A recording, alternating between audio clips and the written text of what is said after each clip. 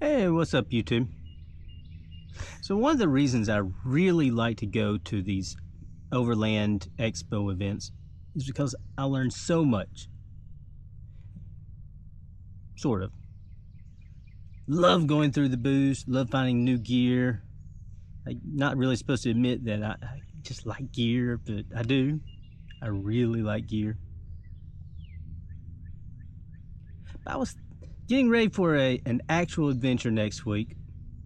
And I started getting some stuff out. And I remembered one expo in particular where I had some struggles. So Brushy Mountain, or the Southeast Overland Camping Event last year, was windy. It was cold. It was wet. And I tried to put up the awning that comes that I got with my Outland Motorworks tent here. And it's got some good features to it. But it's effectively a tarp with two poles, and then you have to kind of stake it down, get it set. And with the wind as hard as it was, with the stakes that came with it, it just didn't want to stay up. So over the last couple of events, and this is why I like to go to the Overland Expos. I guess they're all Overland Expos. Sometimes with the little O, sometimes with the big O. But the reason I like to go to the expos is I find new things that I wouldn't necessarily be that interested in online. But because I had so much issue with my awning at Brushy Mountain, and I'm not really ready for a mounted awning, I came across this. Check this out. So this is a trail topper awning. And this is the first time I've put it up. It was really cool at the expo. I was like, oh, that's so cool. I have to try it. This is the first time I set it up because, you know, I didn't want to set it up at camp the first time. So here I am. I set it up a little too close that way. Or maybe I pulled back. Got some learning to do. But this awning was so much easier to get set up. And the reason it is because it's actually got a couple of rigid poles across. That gives it a little bit of structure. And it just made it so much easier. By myself. Didn't even go away. Now I don't know that I could have done it by myself in the wind like that. I did. So thing is, it only comes with two standing poles. So what you have to do with this, and this is, now it has some competitors, and you know some of these competitors because you, like me, watch Ozark Overland, and he used the moon awning for a long time. And it's a lot, you know, real similar. So you get over here, and you've got, oh, can you see this?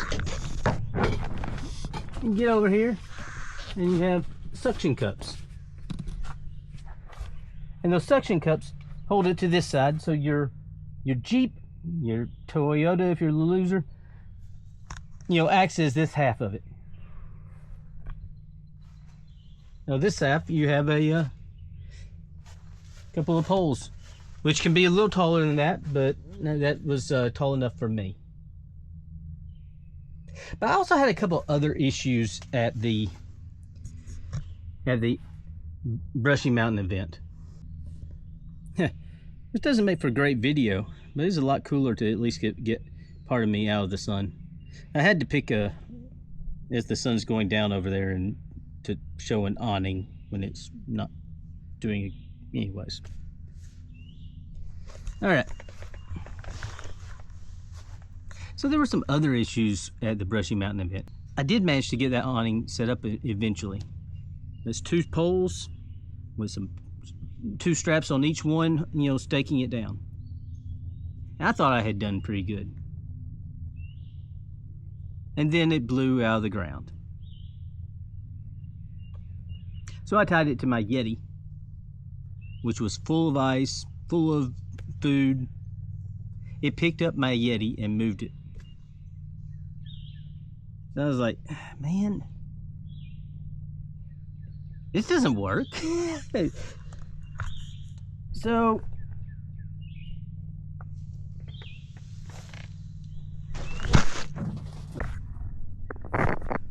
okay, I'm back. So I picked up these, and I don't think these are ever going to come out of the ground. Check this out.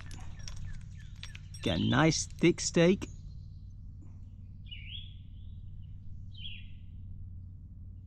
It's a 360 camera. I don't know what I'm doing. I know it's going to show up on camera. You've got a nice thick stake with the grooves. So you screw this one into the ground. I tested this. Now, I don't know how much power that wind was doing that day, but I couldn't pull it up out of the ground, even with a lever bar. Now, he was in good when I staked these out. It was good. And then it comes right out of the ground. Not hard, works real good. Only problem is you kind of have to have a power drill with you, but good stuff.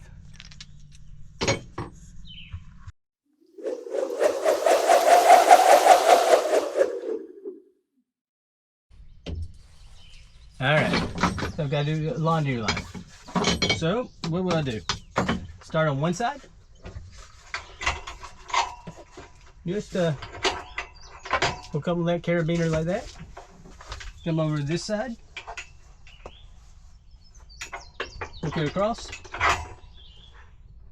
Figure out where I want to hook it into. Boom. And there we are. And that's all it takes to tie it up. Alright. That's really all I had to show you today. Getting ready for a nice, exciting adventure next week. Plan on taking this.